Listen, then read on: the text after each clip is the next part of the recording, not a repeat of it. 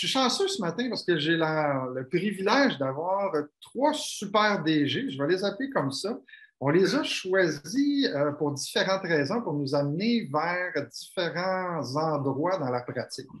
Je vais les laisser se présenter chacun à leur tour, puis après ça, on va commencer à avoir un petit peu les orientations sur comment on doit interagir dans le court terme, dans le long terme avec un CA pour faire passer des projets. Valérie, je commencerai avec toi. Après ça, je vais laisser Véronique et Katia se présenter. Bien, bonjour à toutes et à tous. Je dirige l'Office de tourisme, foire et congrès de Shawinigan depuis une dizaine d'années maintenant. La mission de cet office de tourisme, en fait, c'est de voir au développement profitable et durable de l'industrie touristique sur l'ensemble du territoire municipal, donc de Shawinigan. Et voilà, notre statut est évidemment une OBNL, un organisme à but non lucratif. Et ça me fait plaisir d'être avec vous ce matin. Excellent, merci. Véronique? Donc, bonjour, Véronique Gay. Je suis directrice générale à l'Association québécoise des retraités des secteurs publics et parapublics, donc l'AQRP. On a comme mission de promouvoir et défendre les droits et les intérêts des retraités et des aînés du Québec. Je suis à l'association depuis plus de 10 ans et je suis directrice générale depuis près de 2 ans. Peut-être juste en complémentaire, Valérie, tu as combien d'administrateurs sur ton CA? J'en ai 11. 11. Véronique? 22. 22 administrateurs. Oui, c'est pour ça que je pose la question, parce qu'il y a des éléments qui sont intéressants. Il y a des éléments qui vont être importants là-dedans. Katia, à ton tour? Oui, Katia Depocomandi-Morin, je suis directrice générale de la YWCA de Québec, un organisme qui existe depuis déjà 147 ans. La mission, c'est de favoriser le bien-être, la sécurité et le développement du plein potentiel de toutes les femmes et les filles. De façon concrète, on fait principalement de l'hébergement pour femmes itinérantes en difficulté, violence et multiproblématiques. Et on a tout un volet aussi externe et un volet loisir. Je suis ici depuis 9 ans. Ça fait près de 25 ans que je suis directrice générale d'OBNL et j'ai 11 membres à mon conseil d'administration. Excellent, parfait. On a quand même, on commence déjà avec une base, on voit où on va aller. Je vais juste installer un petit peu le contexte. On a décidé de choisir ce thème-là sur la présentation d'un projet à son CA parce qu'on s'est rendu compte qu'il y avait plusieurs conseils d'administration et plusieurs directions qui avaient des enjeux pour aborder le changement. On voit qu'il y a des gestionnaires il leur manque des outils sur comment on va présenter quelque chose qui va amener des changements majeurs.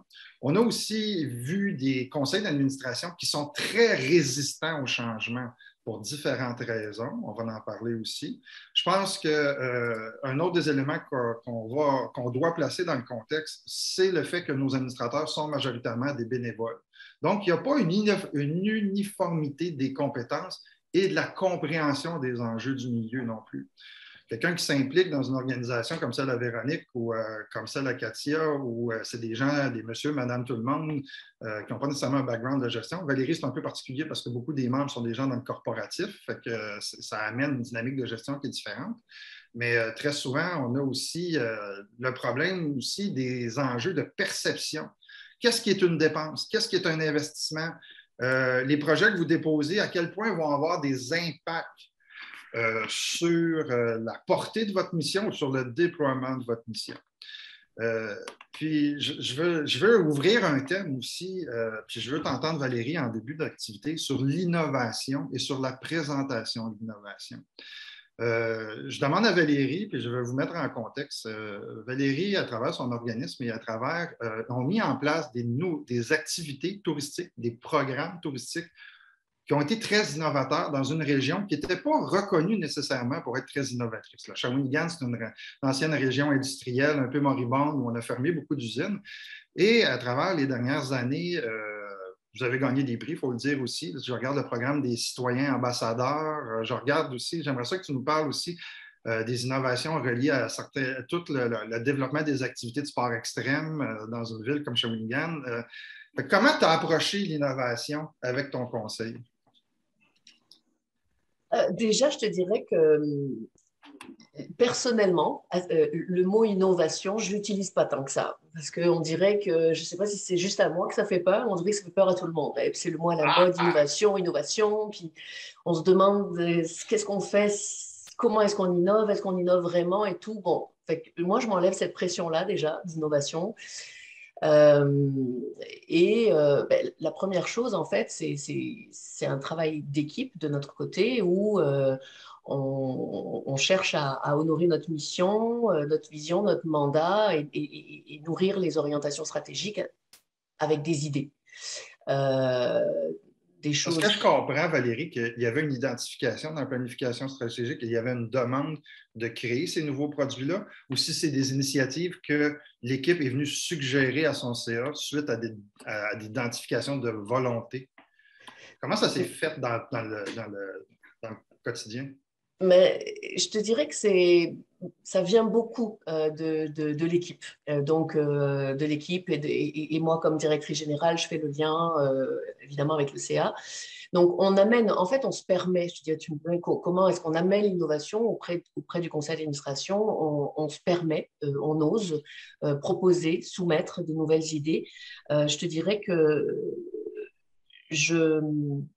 on s'assure aussi que ces idées-là soient toujours en lien avec ce que je disais tout à l'heure, la mission, les orientations stratégiques, faire du sens, faire cohérence avec ce qu'on a à faire et avec la vision qu'on a. Donc, amener ces éléments-là à mon CA, c'est quelque chose que je me permets de faire parce que je ressens la confiance du conseil d'administration aussi.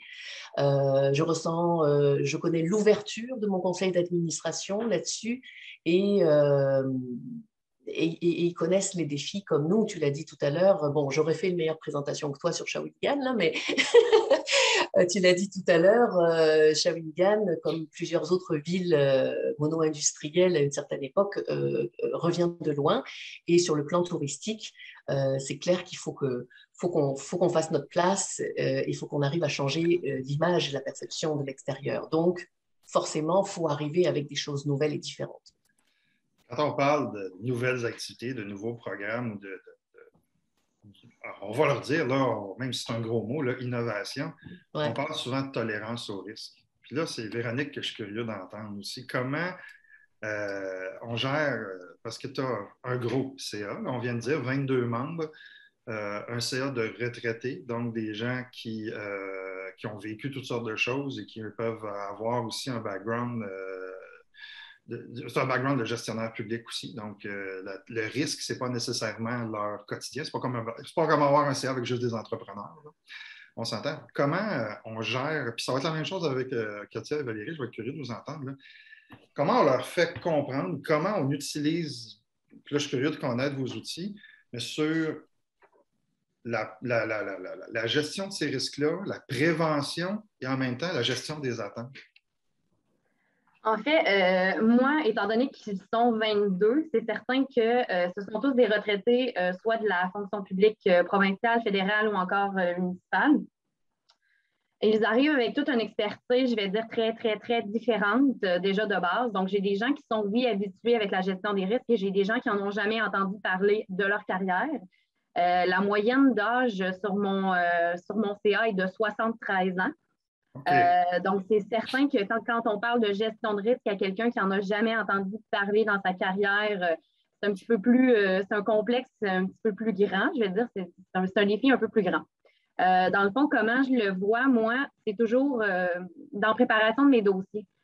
J'ai des dossiers super étoffés où j'ai toujours une mise en contexte, où j'ai toujours les impacts, où j'ai toujours des réflexions à l'intérieur. Parce que sinon, on n'arrivera pas à prendre une décision avec 22 personnes.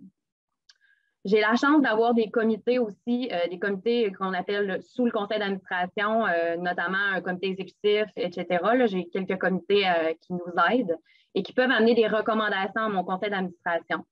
Ce sont les élus parmi les élus, je vais le dire comme ça. Donc, ce sont des gens avec...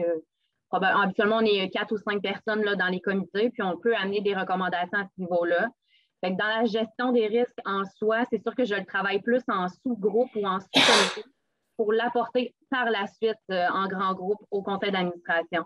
Je le fais souvent sous forme de plénière aussi, quand c'est des sujets qui sont un petit peu plus complexes ou qui demandent beaucoup plus de discussion parce que moi, ce sont, oui, 22 personnes, mais ce sont 22 personnes qui proviennent aussi de 22 endroits au Québec, que ce soit la Gaspésie, l'Abitibi, où j'ai vraiment un niveau de représentativité qui est très élevé sur le Québec. Donc, à la Porte-du-Saint, ils se déplacent. Donc, je les ai avec moi sur place. Fait que j'en profite là, pour faire des bonnes discussions de fond, pour amener les sujets vraiment, là, sérieusement, c'est assez étoffé, là, ce que je prends comme temps là, pour pouvoir prendre une bonne décision, notamment sur la gestion des risques, planification stratégique et autres. C'est certain que ça prend un petit peu plus de temps, mais on arrive avec quelque chose qui est vraiment une ligne très droite par la suite, puis on peut avancer plus rapidement. Donc, c'est vraiment comme ça que je le fais. Katia, chez vous, c'est l'innovation puis l'élément de risque, vous le gérez comment? Ou toi, comme DG, principalement aussi. Oui, ben, j'ai le goût de dire qu'on a un peu une culture de projet et de gestion de risque. Là. Comme Véronique, j'ai des comités du CA. Dans les faits, chaque membre du CA fait partie d'un comité et un des comités est le comité audit et gestion de risque. Donc, nous, on a une politique de gestion des risques avec qu'on révise périodiquement. Fait que dès qu'on fait des projets, cette notion-là de risque est toujours là. Ça fait partie de notre réflexion. Fait que c'est toujours de rentrer le projet dans nous aussi. Est-ce que ça cadre avec les orientations qu'on s'est données, avec les priorités qu'on s'est données? Et c'est quoi les risques, entre autres financiers? On a fait de gros projets, là, grosses rénovations, avec déménagement. On a fait des projets ambitieux avec quand même beaucoup de risques. Et je pense que ça aussi, dans l'histoire, ça a amené une confiance qu'on réussisse à faire ce genre de projet-là. Alors, quand j'arrive après ça avec d'autres projets, un peu comme Véronique, là, d'avoir ça le plus clair possible sur les objectifs, sur les démarches, sur souvent la crainte est beaucoup au niveau financier. Est-ce qu'on est capable de tout couvrir et comment vous allez le faire? On est un organisme en partie subventionné, mais beaucoup par projet et aussi avec de l'autofinancement. Donc, c'est toujours de bien expliquer ça. Et c'est préanalysé par mes comités habituellement selon le thème. Si le volet financier, là, il est préanalysé et recommandé au CA par la suite. Là. C'est pas mal la démarche qu'on fait. Autre question que je ne vous ai pas posée tantôt, c'est quoi la grosseur de vos équipes? Juste pour que les gens fassent. Parce que oui, Katia, là, tu parles de gros projets, tu as une équipe un petit peu plus grosse dans ton cas, toi. Là. Mais je sais que Véronique et Valérie, vous avez des plus petites équipes là, pour illustrer que tout ce que vous dites, là, c'est accessible à n'importe quelle grosseur d'organisation. Ce n'est pas une question de grosseur non plus. Là. Non, j'ai toujours la misère, là, tout confondu, tous les types d'employés, j'en ai une centaine, mais c'est sûr qu'au quotidien, on est plus près du 50 là, dans l'équipe régulière. J'ai à peu près, hors pandémie, 200 bénévoles, là, dont au moins une centaine par semaine. Mais effectivement, ce que j'ai le goût de dire par rapport à ça, c'est qu'il y a beaucoup de gens aux opérations terrain, ils ne sont pas nécessairement dans la gestion des projets, ils sont dans leur réalisation. Ah, c'est ça, ça fait que ça fait une équipe. Valérie, chez vous, vous êtes? Nous, on est une dizaine. Une dizaine. À la permanence annuelle. Nous, on est 14 employés, puis on a plus ou moins 250 bénévoles là, qui gravitent autour de nous aussi. Là. Est-ce que, on parle de bénévoles, là, en dehors des administrateurs, comment vous réussissez à mobiliser ces gens-là à travers justement ces projets-là? Ou est-ce qu'il y a un élément important quand vous présentez vos dossiers à vos CA qui est relié à cette utilisation-là ou cette mobilisation des bénévoles? Je peux y aller si tu veux, Oui, Stéphane. Dans le fond, en fait, nous, comment est-ce que ça fonctionne? C'est que nous avons en fait 17 représentants qui représentent la totalité de nos régions. Ils agissent, dans le fond, nos administrateurs ont aussi un rôle, nous, qu'on appelle de présidence régionale. Donc, ils ont comme un double rôle là, au sein de notre association. On les voit comme les ambassadeurs ou les porteurs de dossiers là, lorsqu'ils arrivent avec leur équipe de bénévoles, justement, dans les régions. Et la direction générale, en fait, nous, on vient vraiment les soutenir dans l'opérationnalisation. Si les décisions ont un impact pour eux, comment la présenter et tout ça. Donc, nous, vraiment, nos administrateurs sont aussi sur le terrain comme ambassadeur là, du CA et de l'association. Excellent. Katia, chez vous? Chez nous, je ne cacherai pas, là, au nombre qu'on a, j'ai quelqu'un à temps plein qui fait la coordination des bénévoles, donc sélection, supervision et tout ça. Une grosse part de mes bénévoles sont au niveau de la friperie, donc j'ai une centaine de bénévoles par semaine qui viennent faire des plages horaires de tri, de mise en marché, de vente et tout ça.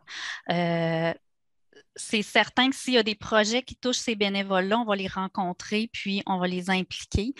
Sinon, j'ai des bénévoles dans différents secteurs, là, que ce soit dans la levée de fonds ou dans d'autres activités ponctuelles. Donc, ça dépend toujours du projet puis si ça va les toucher ou pas. Tantôt, Véronique a parlé un petit peu de sa façon de présenter ses projets. Je suis curieux, Valérie et de Katia, de vous entendre aussi sur vous, vos outils que vous avez pour présenter vos projets qui fait que ça améliore ou ça augmente votre taux de succès quand vous présentez l'initiative? Écoute, déjà, comme disait autant Véronique que Katia, c'est clair que le niveau de préparation, c'est quand on a un projet à présenter, le niveau de préparation, il est énorme. En tout cas, je ne sais pas vous, moi, j'investis vraiment beaucoup de temps dans cette préparation de chaque CA. J'ai vraiment besoin de maîtriser chacun des points. Je pense que justement, quand on maîtrise, je pense qu'on dégage de l'assurance et c'est rassurant aussi pour les membres de notre conseil d'administration. Ça a un lien direct avec le lien de confiance qu'on peut établir aussi. Mais donc, dans cette préparation, je te dirais déjà le b.a.-ba, les ordres du jour, la qualité et la clarté d'un bon ordre du jour bien monté avec des titres de points qui sont clairs et qui annoncent clairement ce dont on va parler. J'indique déjà sur cet ordre du jour quels points vont faire l'objet d'une résolution et donc d'une conversation et d'un échange peut-être un peu plus poussé avec une décision. La gestion du temps également.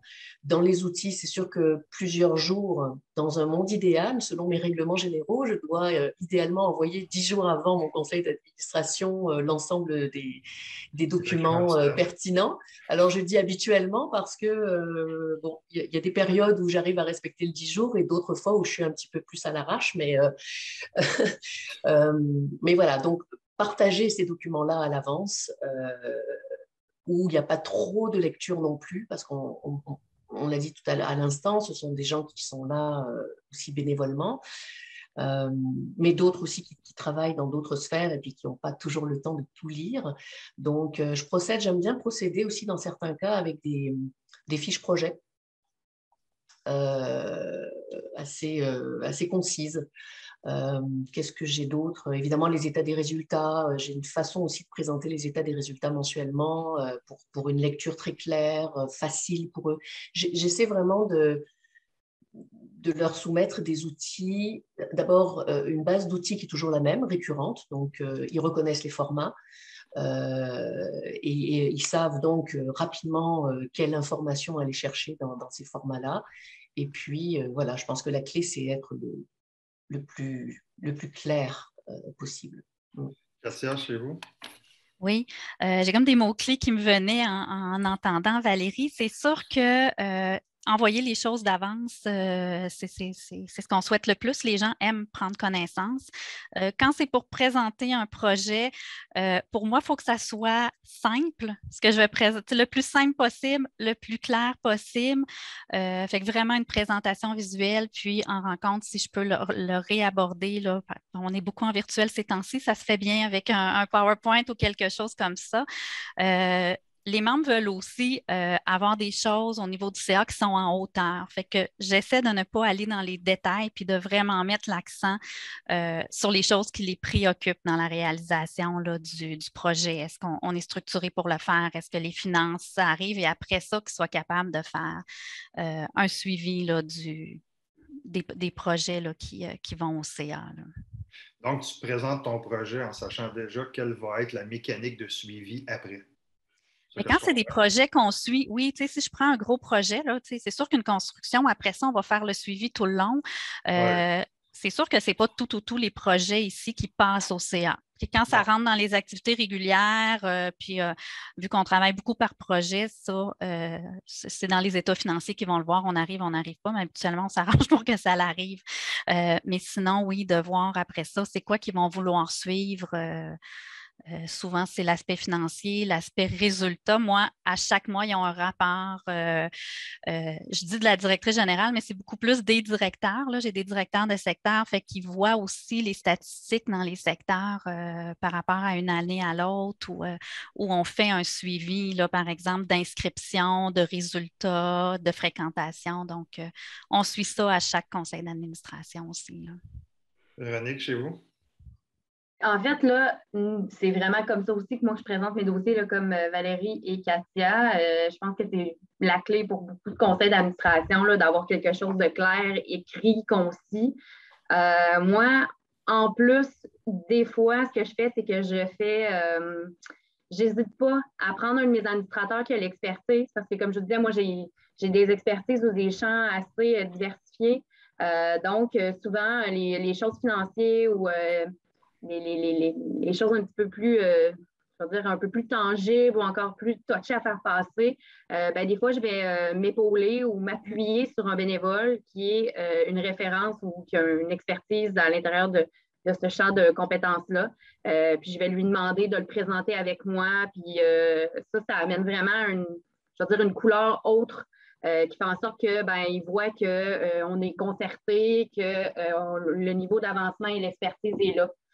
Donc, des fois, moi, je fais ça là, selon la teneur des sujets. Là, on s'entend, là, pas pour un projet, pas pour un petit projet, mais des fois dans des grands projets ou dans des choses comme ça. Donc, c'est un outil que je prends. Donc, j'utilise mes bénévoles, je vais dire comme ça, mes administrateurs, pour pouvoir passer certains points qui pourraient peut-être être plus difficiles ou plus de problèmes de compréhension des fois. Là. Fait que, c'est ça. Donc, c'est la chose que j'utilise autre que Valérie et Katia, mais sinon, c'est sensiblement la même chose. Hein. Des bons dossiers à l'avance.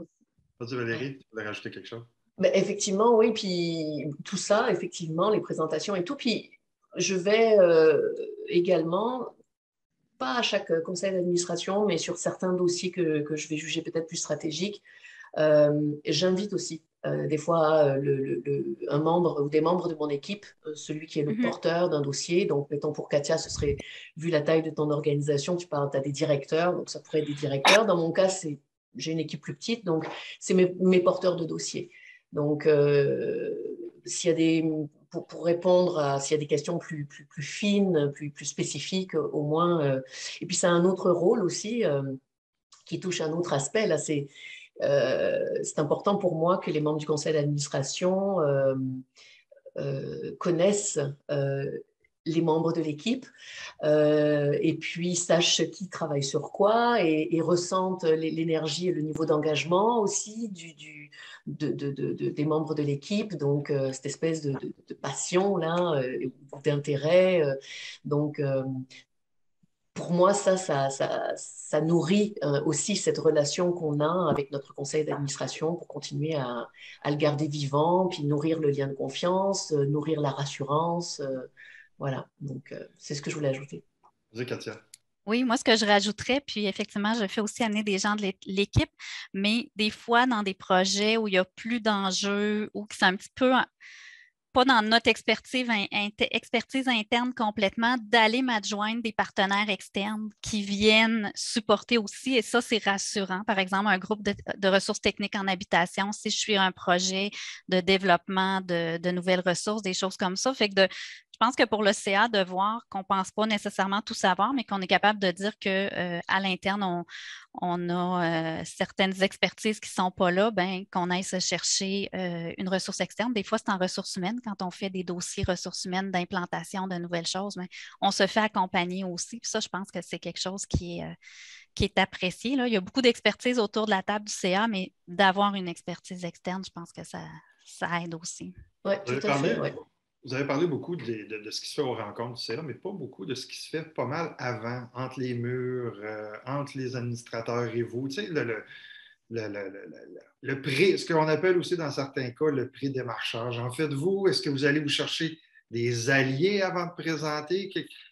Comment est-ce qu'il se déroule le pré? Puis là, on parle, mettons, de projet structurant ou, mettons qu'on prend l'exemple typique là, que beaucoup vont avoir à vivre là, dans les prochains mois, c'est de l'investissement numérique. Puis l'investissement numérique, on s'entend que on peut parler très rapidement de gros chiffres, mais on va parler aussi pas nécessairement d'une très grande compréhension de tout le monde de ce que ça implique. Mettons qu'on prend cet exemple-là, puis on va parler de cet exemple-là aussi dans d'autres enjeux. Là, je vais l'utiliser dans d'autres enjeux. Là. Mais qu'est-ce que vous faites préalablement? Oui, OK, déposer les dossiers, et ainsi de suite. Mais votre préparation individuelle avec vos administrateurs ou même avec votre présidence, vous gérez ça comment avant l'activité, Véronique, avant le CA?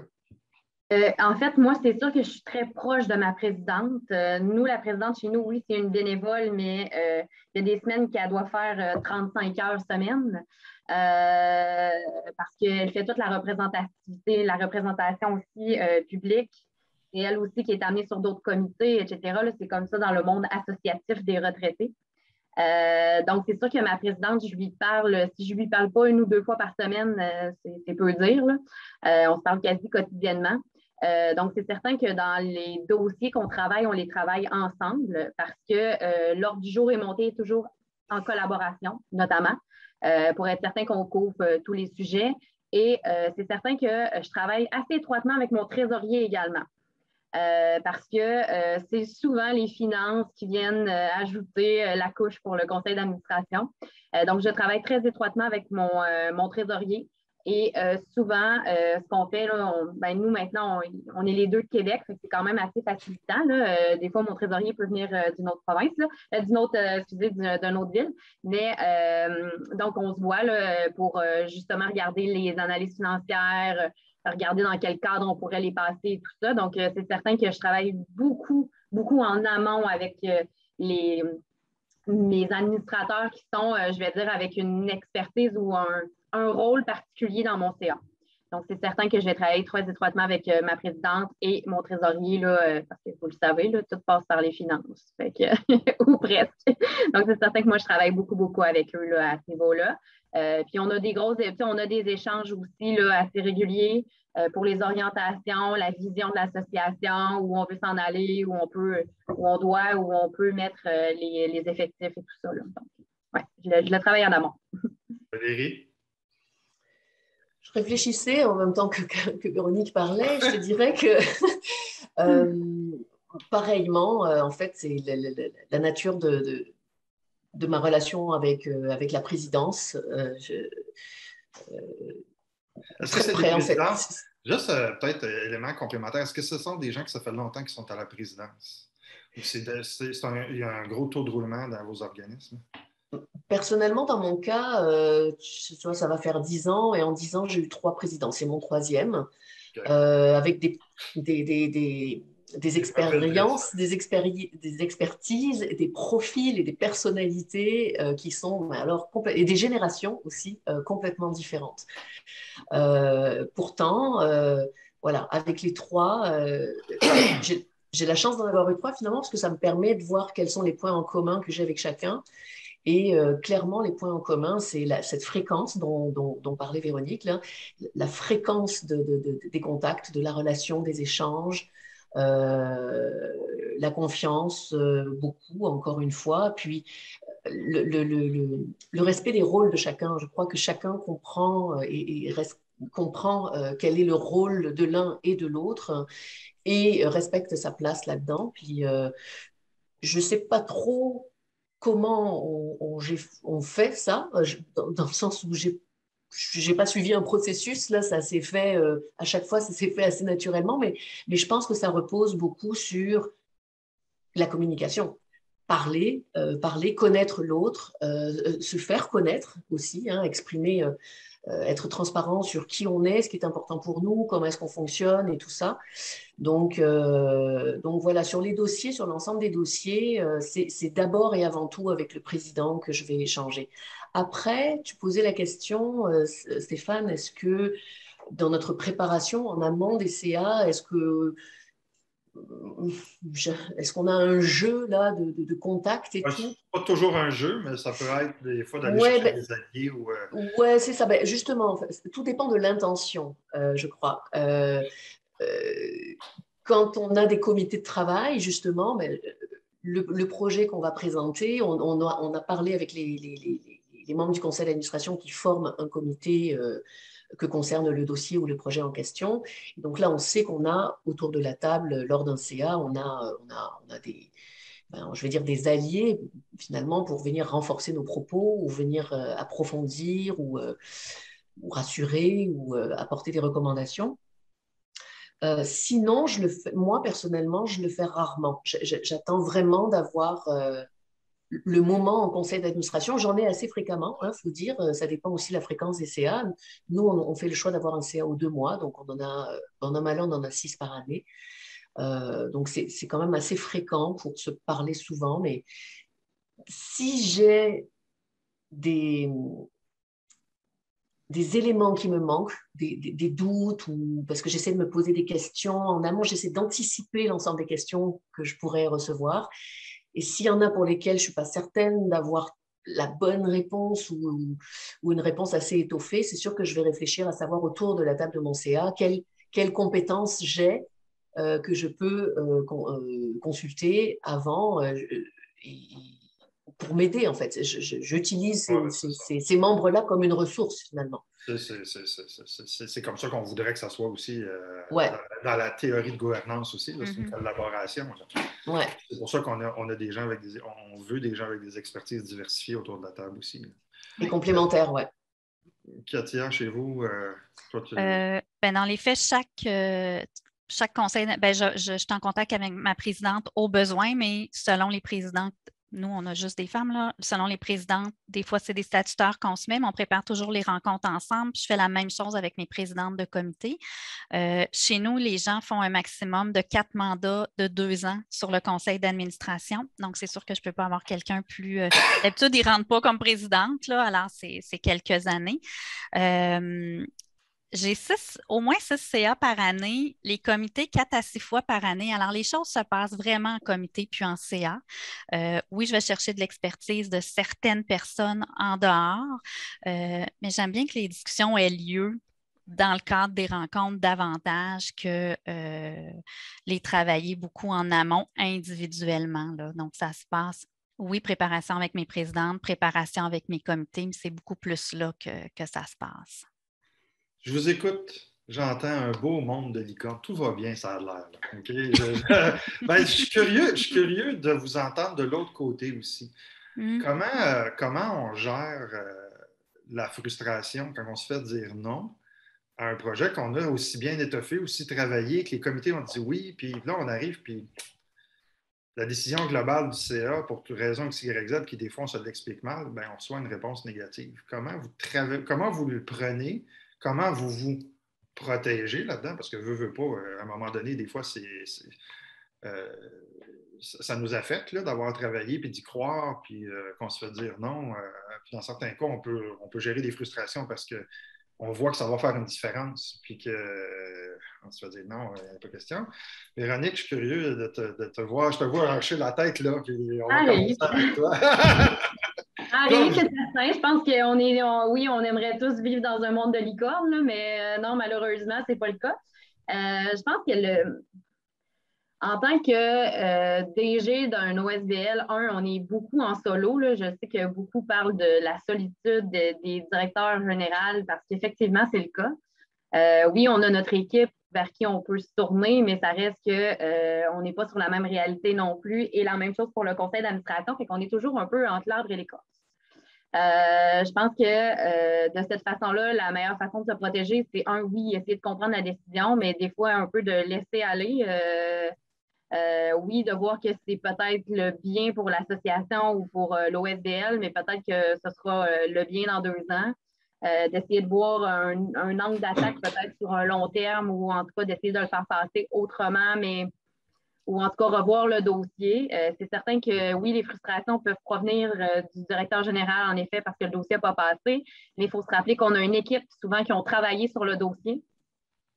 Donc, c'est de gérer aussi les membres de notre équipe qui ont travaillé fort, qui ont mis du temps aussi, de l'investissement de temps, puis eux aussi y croient, là, parce que je sais tous, on est tous pareils, là, nos employés ont tous la mission à cœur et tout comme nous, le dévouement et tout ça. Donc, tu sais, je me dis souvent, j'essaie d'être un petit peu plus tempérée pour essayer d'épauler plus l'équipe, puis d'essayer de voir un peu avec eux là, comment on peut le travailler dans un autre angle, essayer de comprendre aussi d'où venait le point négatif, là, parce que souvent, quand ça ne passe pas, c'est quelques éléments qui n'étaient pas en accord. Donc, moi, j'essaie de rediscuter avec ces personnes-là qui étaient soit réfractaires au changement ou qui ne comprenaient pas bien. Fait que souvent, j'ai un appel téléphonique par la suite pour essayer de comprendre un peu pourquoi ils trouvaient que la décision, c'était pas dans cet angle-là qu'il fallait aller, pour essayer de comprendre un petit peu, lui, vers quoi il voudrait aller.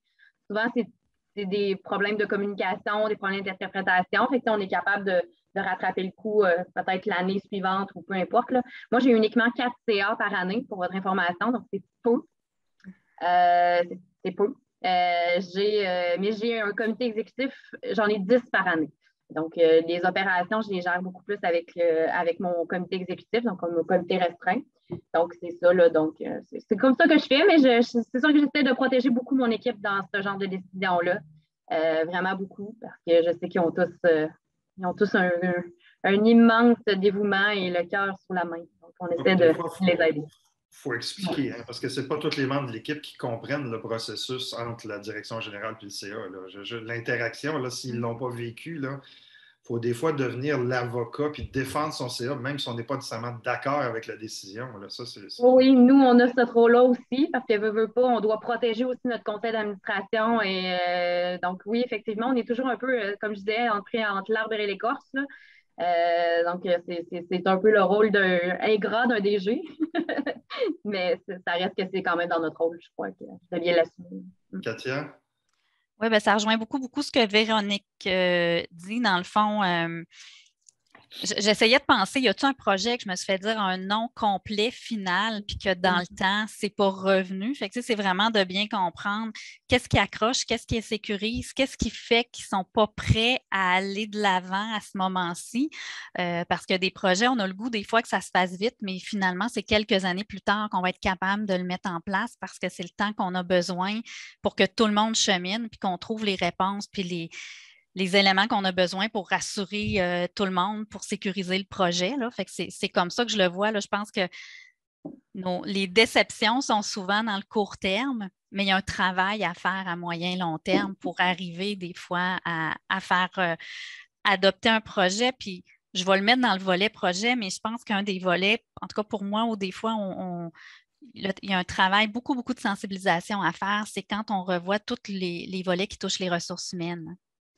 Moi, c'est peut-être celui qui me touche le plus parce qu'il touche directement l'équipe. Je veux qu'il y ait des meilleures conditions. J'ai l'impression qu'on est capable, mais ça a toujours un impact à long terme hein, quand on met des nouvelles conditions, des choses comme ça. Fait que c'est souvent lui, moi, que je trouve le plus difficile quand il y a un non, quand je pense qu'on serait prêt à aller de l'avant, puis que finalement, on va réussir à y aller dans 6 mois, 1 an, 2 ans. Là. Donc, s'il y a du rattrapage salarial ou s'il y a des rattrapages de conditions à faire pour aller équivaloir au marché, des fois, on a une différence entre la perception du CA et les réalités du marché. Oui. Puis il bouge beaucoup, là, le marché. Fait oui, bien écoutez. C'est pas évident. Vous savez qu'on a des chiffres maintenant. Là. On a fait notre étude, nous, au printemps, puis on voit ce qui évolue. Là. Puis on va y revenir sur cet élément-là parce que il y a l'élément, je l'ai mis en introduction tantôt en parlant d'éléments de compétences. Puis on se rend compte, des fois, ce n'est pas tous les CA. Des fois, c'est leur réalité personnelle. Des administrateurs qui gagnent moins bien que les employés ont des fois de la misère à leur voter des augmentations. Fait que ça peut être une réalité. Mais d'autres fois, ça va être une réalité tout simplement reliée aux compétences, aux connaissances, à la capacité de compréhension, mais aussi, ne serait-ce que juste la capacité de lire un état financier. Ce n'est pas tous les administrateurs qui ont la même capacité non plus. Et pas tous les gestionnaires. On va être clair, ce n'est pas tous les DG qui sont à l'aise de présenter leurs états financiers et de bien comprendre ce qui dépasse l'état des résultats. Là, c'est ça. Là. Puis, Valérie, chez vous, la frustration ou le non, tu le gérais comment?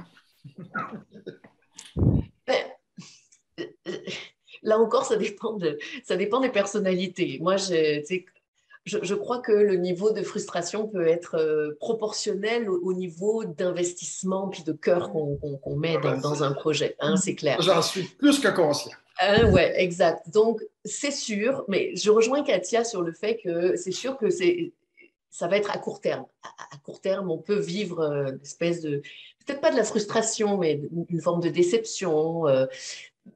Bon, maintenant, puis effectivement, il faut gérer la nôtre comme DG face à OCA et il faut gérer aussi celle de nos équipes, comme disait Véro tout à l'heure, les membres de l'équipe qui ont travaillé sur le projet en question. Maintenant, est-ce que j'ai déjà eu un refus complet? Je dirais que vu qu'on se voit souvent quand même, enfin assez fréquemment, jamais c'est arrivé qu'on travaille en amont un projet de A jusqu'à Z, puis que, poum, on arrive, on le présente. En général, ça s'est fait quand même sur quelques mois. Il y a eu des allers-retours lors des conseils d'administration ou avec le président pour justement s'assurer du cadre, quoi, en fait. À partir du moment où on part un projet avec un cadre qui respecte le budget qui est fixé, qui respecte les orientations, la mission, la vision, les valeurs de l'organisation, c'est difficile enfin, je veux dire, c'est difficile de s'égarer complètement parce que je pense que pour avoir un non, faut vraiment s'être égaré. Enfin, j'ai l'impression.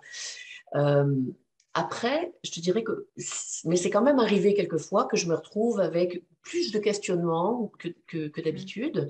Dans ce temps-là, moi, ce qui est important pour moi, c'est de comprendre les points de distance, en fait. C'est quoi les points de distance que j'ai à ce moment-là avec certains membres du CA? Alors, j'écoute beaucoup, je pose des questions. Je laisse aller aussi les autres membres du conseil, hein, parce que c'est vivant, un conseil Oui, d'administration. Il des faut que fois, ce soit vivant. c'est pas toi qui as besoin de faire le travail, ça peut être quelqu'un d'autre qui va le faire à ta place. Exactement. Et puis entre eux, ils se questionnent, ils interviennent et tout. Donc on voit à ce moment-là qui comprend quoi, parce qu'il y a une question d'interprétation possible aussi. Donc voilà. Donc après, la, je te dirais que la plupart du temps, en grande majorité, on aime le confort d'une unanimité. C'est déjà arrivé toutefois que nous prenions des décisions, que le CA prenne une décision à majorité, mais généralement, on est dans le confort de l'unanimité. Et ça m'est déjà arrivé, et j'ai remercié, j'ai au moins 3 fois, en 10 ans, j'ai au moins 3 fois en tête là, qui me viennent, où je suis repartie un petit peu frue avec mon dossier sous le bras après un CA, mais quand même en me disant, en me donnant l'espace de recul pour laisser retomber la partie émotive et me concentrer sur les éléments que j'ai reçus, refaire une analyse et mieux comprendre ce qui a manqué et refaire mes devoirs. Ça m'est déjà arrivé. Et honnêtement, c'est dans les 3 fois que c'est arrivé, je suis revenue à mon CA par la suite en les remerciant parce que pour ces coups-là, ils m'ont fait grandir. Ils m'ont fait grandir et ils m'ont permis d'éviter de me planter sur un élément que je n'avais pas vu. Parce que, bon, voilà, nous, on est comme directeur ou directrice générale, on est payé pour travailler à temps plein sur ces dossiers-là et réfléchir et tout. Donc, je pense que il faut qu'on apporte un maximum de réflexion et d'arguments et de cadres. Mais voilà, on n'a pas la science infuse non plus, hein. Il y a des éléments qui peuvent nous avoir échappé. Et dans ces cas-là, j'étais bien contente que mon CA ait soulevé ces points-là et m'ait dit, Valérie, retravaille un petit peu cet aspect-là ou va valider cet aspect-là. Voilà. Il y a une question d'humilité un peu là-dedans. Exact, exact. C'est bon, c'est une bonne humilité. C'est une bonne humilité, et puis on se ramène toujours aussi, ce que j'apprécie aussi, c'est que, enfin, après ça dépend des CA, mais moi je n'ai jamais ressenti, c'est pas vrai jamais, mais en tout cas, depuis longtemps, je n'ai pas ressenti, c'est pas dirigé vers la personne. Souvent, ce que j'aime aussi, c'est que la réflexion de l'ensemble des membres du conseil d'administration avec la direction générale, c'est de réfléchir à l'avantage, au profit de l'organisation. Donc, s'il y a quelque chose qui coince ou quoi que ce soit, c'est pas personnel. Moi, je le prends pas personnel. Tu comprends ce que j'essaie de dire? Oh, très, très ouais? bien. Okay. Moi, je le comprends très bien parce que je jase avec beaucoup d'entre vous au quotidien. Là. Mais d'ailleurs, sans vivre de frustration, vous avez sûrement eu à vivre le moment inverse où vous avez dû dire non à un CA parce que les projets qu'on vous soumettait ou les idées qu'on vous soumettait étaient en dehors de ce qu'ils avaient décidé eux-mêmes en termes de stratégie ou en termes de vision, là. Comment on devient un petit peu le chien de garde des initiatives qui peuvent être très bonnes, mais qui sont des fois en dehors de la vision stratégique? Je ne sais pas si vous avez vécu tous ce genre de situation-là. Là. Véronique, peut-être tu as l'air d'avoir des exemples en tête très précis. Oui, ben, j'en ai vécu un le mois passé. Là. En fait, comment je l'ai géré, en tout cas, cette situation-là? Je l'ai travaillé en comité. Moi, je savais que c'était une demande qui était hors champ, on va dire comme ça, qui était vraiment hors orientation. Ça ne fonctionnait pas dans ce qu'on s'est fixé comme but dans les 3 ou 5 prochaines années. Mais je vais dire, parce que l'administrateur en question l'avait apporté, je trouvais ça important de le traiter. Parce que justement, ben, on a des administrateurs, ils sont bénévoles, ils donnent leur temps et c'est aussi un peu de notre. Il faut absolument les rendre compte. Donc, je me suis appuyée avec l'aide d'un comité. En fait, j'ai passé dans un comité pour voir eux comment ils voyaient ça, pour vraiment bien apporter le sujet au prochain conseil d'administration pour voir, pour le faire voter ou non. Quand j'ai fait ma fiche de présentation, c'est sûr que dans les réflexions, c'était écrit que c'était hors champ, là, pas comme ça, là, mais que c'était pas dans les orientations à court terme. Donc, c'est certain qu'il y avait tout le cadre. Puis, quand le comité l'a travaillé, ils ont dit effectivement, ça n'est pas dans notre vision. Donc, pour ce dossier-là, ça va être non, puis on réévaluera dans 5 ans. Donc, c'était ça, finalement, la recommandation qu'ils ont fait. Donc, on l'a ramené au conseil d'administration. Ça l'a passé comme ça. L'administrateur n'a pas vécu, en tout cas, je ne crois pas, de frustration. Il était bien heureux qu'on ait quand même apporté le point, qu'on l'ait traité, je vais dire, convenablement, qu'on ait mis du temps quand même dessus, mais qu'on allait le retraiter plus tard, ou en tout cas, un autre moment donné, je vais dire comme ça. Mais au moins, on aura un suivi là, dans les procès-verbaux que ce sujet-là a déjà été apporté. Donc, c'est un peu par respect qu'on le fait. Ce que je retiens de ce que tu dis, Véronique, aussi, ou je vais un petit peu plus loin, c'est un petit peu ce que Valérie vient de dire, c'est qu'il ne faut pas que la personne se sente attaquée en disant tu n'as pas mis une bonne idée. C'est que ton idée ou ton projet ne fait pas partie de. Je pense qu'il y a l'aspect de dépersonnaliser la suggestion par rapport à la façon dont tu l'as aussi. En fait, nous, on ne met jamais de nom. Pour votre information, là, je ne mets jamais de nom lorsque j'ai des demandes dans ce d'ordre-là. Pour justement pas pointer une personne ou une autre. J'essaie de justement la dépersonnaliser pour pas que les gens se sentent attaqués ou que j'ai mal interprété, par exemple, parce que des fois, ils m'appellent et non, ils ne me l'écrivent ou ils l'écrivent. Fait que des fois, je veux juste un problème de communication. Donc, c'est pour ça que je le dépersonnalise au maximum pour vraiment apporter le sujet le plus objectivement possible. Valérie, tu voulais rajouter quelque chose? Oui. Peut-être ça fait un petit retour sur l'autre point aussi, mais par rapport à, donc pas de frustration, mais des fois un peu déception, mais en lien avec l'équipe aussi, tu sais, quand est-ce qu'on peut être en position où on n'est pas confortable avec une demande du conseil d'administration? Ben, c'est par rapport à l'état de notre équipe en arrière. La pression, là. La pression. L'aspect humain tantôt, là, je m'en allais à la confusion, là, mais oui. Exact, c'est cette pression. Nous, on la connaît.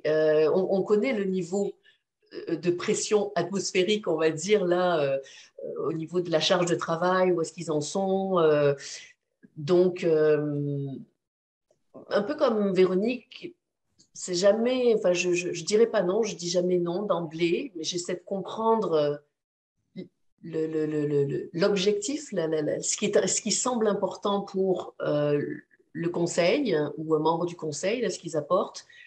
Et si c'est une volonté unanime du conseil, à ce moment-là, je leur dis que je vais réfléchir avec l'équipe à voir comment est-ce qu'on peut se rapprocher le plus de cette demande-là. C'est ça. Puis du côté de l'équipe aussi, ce que je voulais dire aussi, c'est faire le pont avec la question précédente. Si on doit refaire nos devoirs ou prendre un peu de recul, l'importance pour moi de comprendre, de voir quels sont les points de distance avec le CA et puis de bien comprendre, ben, ça me permet aussi de relayer à mon équipe sans sentiment de frustration, ni déception, de dire, ben, écoutez les filles, ça, je dis les filles parce que je n'avais jusqu'à récemment que des filles dans mon équipe, mais euh, ça, l'ensemble des points, c'est sur le global du projet et tout, les membres du CA sont à fond derrière nous, mais il y a peut-être cet élément-là ou cet élément-là sur lequel on a besoin de... C'est pas clair encore, j'ai pas réussi à faire la démonstration. Donc, on a besoin de travailler encore un petit peu là-dessus, puis je reviendrai au prochain CA sur la question, par exemple. Donc, tu vois, essayer toujours de... Véronique, tu utilisais tantôt l'expression être entre l'arbre et l'écorce, mais je trouve qu'à tort, on utilise cette expression comme si c'était une place par rapport. Mais quand on est entre l'arbre et l'écorce, on fait partie du tout, pareil. Puis on est le lien entre les deux, tu sais. Fait que... Il faut être clair que des fois, il faut ménager la chèvre et le chou. Là. On est dans un rôle tampon là, où on encaisse d'un côté puis on encaisse de l'autre côté. Je fais du surf sur l'élément de solitude de Véronique tantôt. Ouais. Vous le vivez peut-être pas tous, mais moi, je rencontre des DG qui sont des punching bags d'un côté comme de l'autre. Mais là, il y a un problème. Là. Je ne dis pas qu'il n'y a pas de problème, Valérie. Là, c'est un problème. Là. Ouais. Mais c'est un petit peu ce que j'aime faire dans les activités comme ce matin, c'est indirectement leur donner un coup de main à travers d'autres témoignages, sans nécessairement arriver avec un avis d'expert, mais dire, regardez, là, vous vivez. Donc, ces gens-là qui vivent ces situations-là, puis ils sont beaucoup plus nombreux qu'on pourrait penser, qui vivent cet intérêt. Ce n'est pas tout le monde qui arrive avec les mêmes outils quand tu arrives. Tu sais, il y a quelque chose dans ta conversation depuis le début, Valérie, qui est super important, c'est le lien de confiance. OK? Tu arrives après 10 ans, Véronique, tu fait 2 ans comme DG, Katia, ça fait longtemps. Il y a un élément de temps qui est important. Moi, malheureusement, je vois des gens qui arrivent en direction générale, puis ils commencent à être bombardés et tremballés, puis qui arrivent souvent, c'est des gens qui arrivent de la mission, des anciens intervenants ou des gens, des directrices de communication, pas nécessairement des gens qui arrivent avec des compétences de gestion, puis que là, ils arrivent en poste. Et ce que vous leur dites aujourd'hui, moi, je trouve ça important, parce que c'est leur donner des saines habitudes dès le début. Puis c'est là où, des fois, puis regardez, là, Marie-Ève qui répond oui, tu sais, c'est ce qu'on voit aussi, un petit peu d'avoir des gens qui arrivent en poste et qui sont pas entre l'arbre et l'écorce, mais vraiment des fois là, que les employés arrivent avec des revendications, le CA dit non. Bon, OK, mais là, le CA a raison de dire non, mais les employés aussi ont raison de revendiquer. Fait que là, comment aussi, qu'est-ce que vous avez développé personnellement comme outil pour... parce que ça vous est sûrement arrivé. Là, je dis, le monde des licornes n'existe pas là, à un degré différent. Là. Katia, je suis curieux de t'entendre là, parce que je te vois hocher de la tête. C'est normal que ça vous parle. Là. C'est normal. C'est sûr qu'on a vécu ça. Puis, je fais partie de ceux qui sont passés d'intervenante à directrice. C'est très, très jeune. Fait que, je défie les statistiques. Mais je pense que pour moi, le volet écoute, communication et beaucoup, beaucoup de sensibilisation de part et d'autre.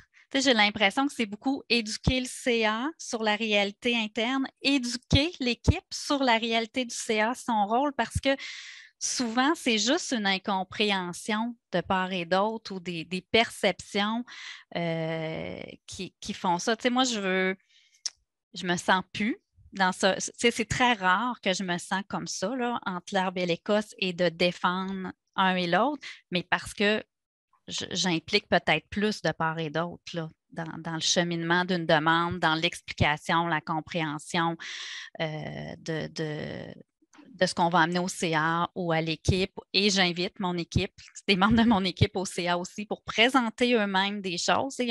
C'est pas la même couleur quelqu'un sur le terrain qui vient parler d'un dossier que moi qui viens transmettre. Fait que c'est plein de choses comme ça. Puis ce que j'ai le goût de dire aussi comme directeur dans ce rôle-là, il y a des groupes de co-développement, il y a des occasions de rencontrer d'autres directeurs, ça vaut la peine. Oui, mais ça prend ça parce que, en tout cas, moi, c'est... Tu parlais d'humilité. C'est là que j'ai été, oui. Puis tu parlais d'humilité, Stéphane, et ça rejoint ce que tu dis, Katia. Tu sais, ces groupes de co-développement entre directeurs, justement, où on partage ce qu'on vit, les solutions, ça prend de l'humilité pour l'exprimer, des fois, de dire que je ne me suis pas sentie à la hauteur là, ou là, je me sens un petit peu fragile, tu vois. Mais, ouais. Mais on est Oui, avant tout humain. Fait que, je pense qu'il ne faut pas nier cette partie-là. Puis c'est probablement une de nos plus grosses forces comme directeur. Fait qu'il faut l'accueillir là, quand on est déçu, on est frustré, on ne sait plus quoi faire. N'importe quand ça va arriver dans notre carrière, une situation où tu dis oh, OK, celle-là, là, je ne sais pas. C'est comme. D'ailleurs, Et puis il faut le dire. Il faut être capable de le dire. Je sais pas. J'ai besoin de temps, je sais pas, j'ai besoin d'y penser un peu. Puis le dire au CA, tu sais, moi, je vois mon CA comme des collaborateurs, tout comme mon équipe. Fait que, tu sais, dire au CA, hey, là, on vient de vivre ça avec le COVID, il vient de se passer ça, mon équipe est dans tel état. Moi, je suis actuellement, par exemple, dans un état plus fragile, plus fatigué. Ça permet aussi de dire, je ne suis pas contre le projet, mais on peut-tu juste ralentir parce qu'on n'est plus capable de l'absorber à l'interne, là. C'est trop, là. On va reprioriser la vitesse des choses ou les dossiers prioritaires. Parce qu'on a beaucoup de DG qui ont le syndrome du super-héros, qui ne veulent pas te démontrer, puis qui encaissent la pression, Puis très souvent, ben, pouf, c'est une dépression ou un burn-out. Oui, mais c'est ça, c'est propice au burn-out, c'est clair. Là. Oui. Comme poste, là. Oui, vas-y, Valérie. Puis peut-être que ça va sembler bête, mais souvent quand on parle de mission, vision, valeur, je sais pas, c'est comme si c'était des mots qu'on voit dans des modèles d'affaires, puis qu'il faut toujours que ce soit là, puis que finalement, une fois que c'est écrit, ces tablettes, on s'en sert pas. Moi, là, dans l'ordre du jour de chacune de mes réunions, il y a un point qui rappelle vision, mission, valeur. Pour qu'on se souvienne que les autres points qu'on va traiter et les décisions qu'on aura à prendre, on se rappelle qu'on doit se ramener aussi à ça, de 1. Puis de 2, ça c'est au niveau de l'organisation, puis de 2 par rapport à comment on peut se sentir, nous, comme directeur général, quand arrivent des moments comme tu l'as nommé, et puis comme Marie-Ève, je crois, tantôt a dit, oui, ça ne va pas toujours, des fois on se fait brasser, c'est vrai. Des fois on se fait se brasser, ça m'est déjà arrivé dans les débuts. Gros, je me suis fait sérieusement brasser. Et par contre, il y a un élément important pour que je reviens aux valeurs, c'est nos valeurs à nous aussi. Parce que tu l'as dit, Katia, on est des humains. Fait que nos valeurs à nous, à un moment donné, on ne peut pas être brassé à tout prix. Je veux dire, s'il y a un fossé entre la façon dont notre conseil d'administration, par exemple, se comporte avec nous et qu'il y a un clash de valeurs fondamentales, je veux dire, là, il faut se poser des questions. Là. Je ne sais pas jusqu'où, dans le cas de Marie-Ève, c'est arrivé. Il faut se poser des questions. Moi, ça m'est arrivé une fois dans les débuts où je me suis levée respectueusement, encore que j'étais vraiment pompée, j'avais le cœur qui débattait comme ça dans ma cage thoracique. Ça m'a pris beaucoup de courage. Ça m'a pris beaucoup, beaucoup de courage cette journée-là. Et je me suis levée et j'ai dit que pour que je continue d'être la directrice de cette organisation, si c'était le souhait encore du conseil d'administration, il y a tel et tel élément qui allait devoir changer parce que moi, je ne pouvais pas travailler avec ce genre de comportement. Et cette espèce de courage-là, managérial aussi, ça se dit. Puis ça se dit exprimer ce qui est important pour nous. Comment créer cette relation de confiance, de rassurance et ce terreau-là, ce terreau de travail qui doit être positif et profitable pour l'organisation et les individus de cette organisation, c'est de s'assurer de connaître les membres du conseil et les membres de notre équipe, mais c'est aussi être suffisamment authentique et transparent soi-même pour que les autres nous connaissent et nous comprennent et sachent ce qui est important pour nous et comment on fonctionne.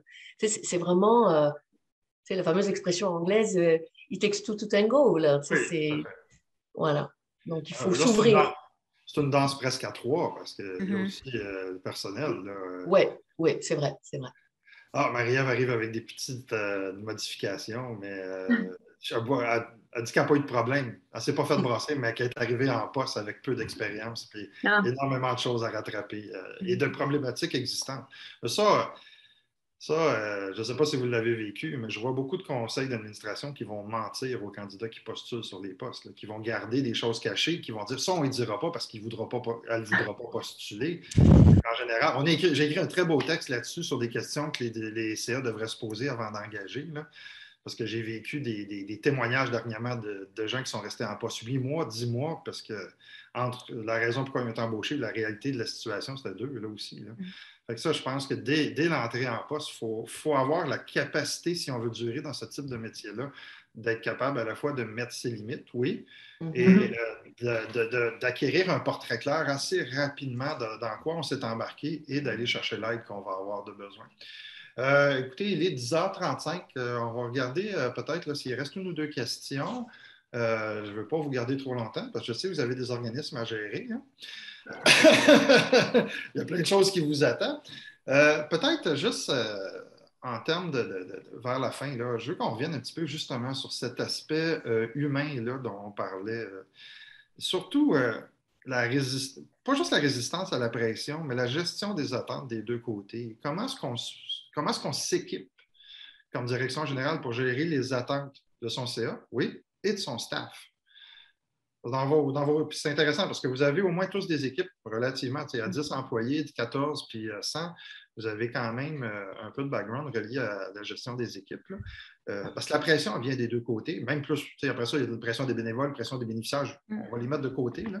Mais il y a principalement les 2 entités où vous êtes dans un point de pivot. J'appelle ça un point de pivot.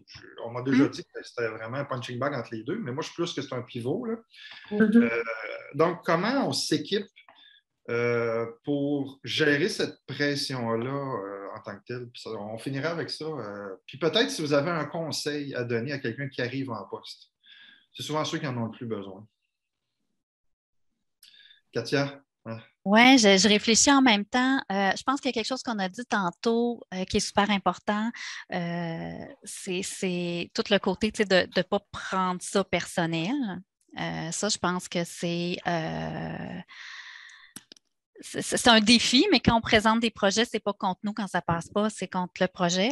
Ou un élément, souvent, c'est juste un élément. Comment on s'équipe? Moi, je pense que, je ne vais pas dire qu'on dissocie, ce n'est pas vrai, mais c'est un petit peu cette distance-là entre le projet et tout ça. Moi, je suis quelqu'un qui je vais dire un peu de relation, là. Je veux dire, mon background, c'est comme intervenante, là. Donc, pour moi, ce volet-là est important. Fait que d'être à l'écoute, oui, il y a beaucoup d'attentes. Ce que j'aurais le goût de dire, là, si je prends la Katia là, de 25-30 ans puis la Katia d'aujourd'hui, là, je suis complètement sortie de la notion de vouloir prouver que j'étais capable. Et ça, c'était là en début de carrière. Moi, je suis capable, puis je vais réussir, puis c'était comme trop gros, puis j'ai frappé un mur là-dedans aussi. Fait qu'aujourd'hui, je ne suis plus là.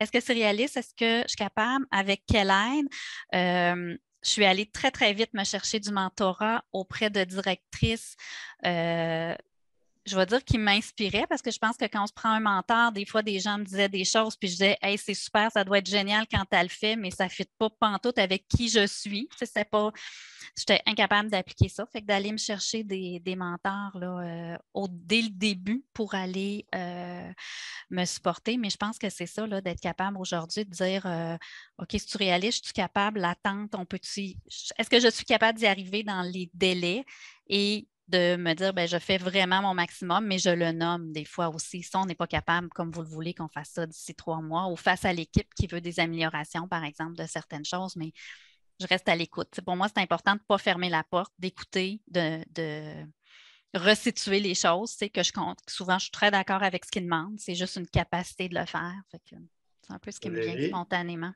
Valérie, puis on va finir avec Véronique pour le dessert. Oui, ben, je réfléchis et je me dis aussi, pareil, ben, comme Katia, le mentorat, tu sais, les mentors, que ce soit mes anciens présidents, mon président actuel, mes anciens présidents demeurent encore dans ma vie. Je les contacte, mon ancienne directrice générale, des amis aussi qui sont directeurs dans leur organisme respectif, on se parle beaucoup. Après, c'est la collégialité, cette écoute-là, et la collégialité, c'est que ce soit le CA ou l'équipe, pour gérer finalement les attentes, les demandes, je me mets en mode solution en fait. Et la solution ne peut pas venir que de moi. Donc, j'appelle, je fais en sorte que tout un chacun fasse partie de la solution et s'implique dans une forme de solution pour gérer les attentes, gérer les pressions.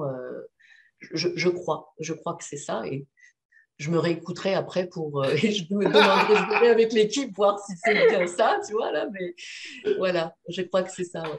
Merci Valérie. Véronique. En fait, moi, ben, je l'avoue, là, je ne suis pas très, très âgée non plus. Je suis Ça, je t'ai gardé pour la fin. Ah, c'est pour ça que tu... Ben, ça fait juste 2 ans que tu es directrice générale. Oui, effectivement. En fait, ça fait pas tout à fait 2 ans. En fait, ça fait pas tout à fait 2 ans. Là, pour votre information, ça fait plutôt 1 an et demi et j'ai été en congé de maternité. Donc, un DG en congé de maternité, c'est plutôt rare.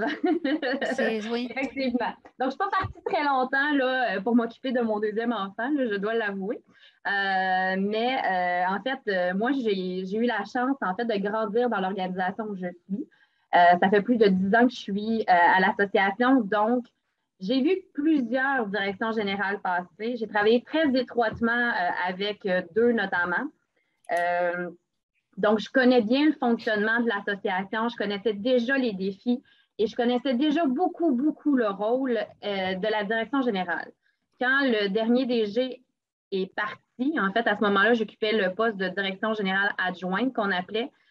Donc, c'était comme un peu vers la relève. La personne, elle est partie plus tôt que prévu, mais j'étais prête, j'étais là, mais le conseil d'administration a été très transparent. Ils ont fait, ma présidente a fait j'ai pas eu d'entrevue d'embauche là, pour votre information, comme j'étais déjà pas mal pointée comme la relève. Donc, elle a été très transparente en mentionnant, oui, le rôle, les défis et elle m'a demandé qu'est-ce que je voulais améliorer, qu'est-ce que je voulais changer dans le rôle et où je voulais m'en aller. Donc, elle s'est assurée, là, dans le fond, que le défi 1 allait me plaire, que je n'allais pas être là juste une année non plus et que vraiment, là, j'allais bâtir quelque chose avec eux. Donc, c'est pour ça que je travaille très étroitement là, avec notamment ma présidente qui va quitter en juin, donc prochain. Donc, moi aussi, là, ils ont des mandats. Donc, c'est certain que oui, moi aussi, je suis allée me chercher du mentorat, mais assez spécifique. Et non pas un mentorat sur une direction générale, mais du mentorat sur, je vais dire, des choses que j'avais moins acquéries dans ma carrière, ma jeune carrière. Donc, par exemple, planification stratégique, gestion des risques. J'étais pas allée, lorsque j'ai étudié, ce n'était pas dans les cours standards. Je les avais pas suivis et c'est pas des choses que je connaissais. Donc, je suis vraiment allée chercher des mentors pour certains rôles spécifiques là, pour m'aider justement dans mon rôle global, pour m'assurer vraiment d'avoir, je veux dire, la meilleure écoute et la meilleure expertise que je peux avoir. C'est certain que je suis consciente que je ne sais pas tout et que je vais continuer d'acquérir et d'aller me chercher des mentors lorsque c'est nécessaire. Je pense qu'il faut être ouvert à ça pour survivre au poste de direction générale et aussi écouter même son équipe en dessous. L'équipe, selon moi, est une grande force. Donc, d'y aller avec ses professionnels, de discuter, de voir les informations aussi. Ils nous font vraiment beaucoup grandir. Donc, je pense que ça, c'est vraiment important. Oui, je suis jeune. Mon équipe n'est pas toute jeune. J'ai des membres de mon équipe qui sont des personnes qui sont plus proches de la retraite, qui sont plus proches des membres que moi, je peux l'être. Mais je pense que de la gestion avec beaucoup de transparence, de l'écoute et aussi, sérieusement, je leur explique comment c'est quoi la réalité, là. Et si je ne peux pas parce qu'il faut passer au CA, etc., je ne leur fais pas croire que je vais pouvoir. Je leur dis qu'on va passer au CA, c'est ça les délais, puis que malheureusement, il faut attendre. Fait que, j'y vais vraiment avec toute transparence là. Donc, c'est vraiment comme ça que je m'outille encore pour être la meilleure DG possible. Valérie, y a-tu quelque chose qui te brûlait les lèvres en conclusion, non?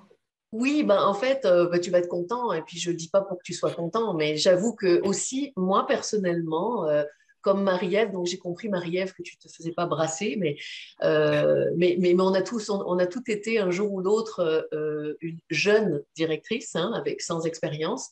Et je te dirais que oui, au-delà de ces mentorats et de ces ressources qu'on va chercher en externe, une autre des ressources, que ce soit en la personne de Stéphane ou ce que Stéphane a créé autour de lui aussi avec Espace OBNL, non mais semblable Stéphane, merci. Franchement, au sein de Espace OBNL, c'est une bible d'informations et de ressources qu'il ne faut surtout pas se priver d'aller voir parce que c'est très nourrissant. Voilà, je voulais dire ça. Moi, ça m'a aidé à grandir aussi dans mon travail de DG.